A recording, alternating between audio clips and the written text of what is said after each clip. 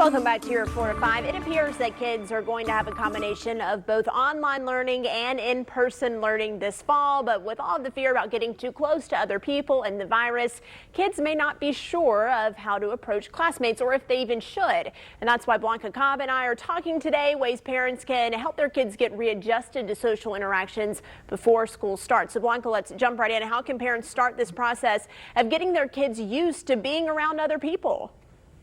One way is to start is by having your child start to learn what 6 feet looks like, because a lot of children don't have a good idea.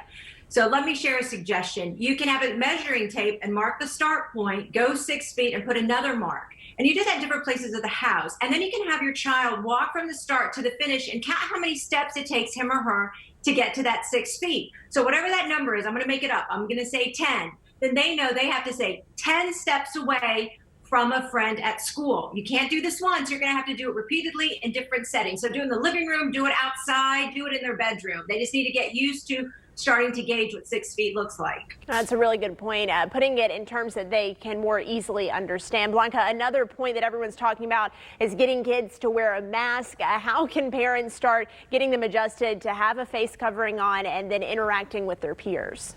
Well, I'm going to grab a face mask right now and put it on. You want to have conversations with your kids, but have them try it at home. This is a very thin mask, so you can hear me well. Depending on the fabric and how thick it is, the voice can be muffled. This is really important, not only for listening, but for talking. They need to know how high that pitch needs to be in order for their voice to project 6 feet. Likewise, when they're listening to somebody, and if they can't hear, then you have to encourage your kids to say, all right, tell them to repeat themselves because you can't hear them. And we're talking about the younger kids, so it requires a lot of practice. Yeah. Blanca, thank you so much. You can continue the conversation with Blanca on her Facebook page, Blanca Cobb, body language expert, including how body language plays a role during mask-wearing social interactions. We'll be back.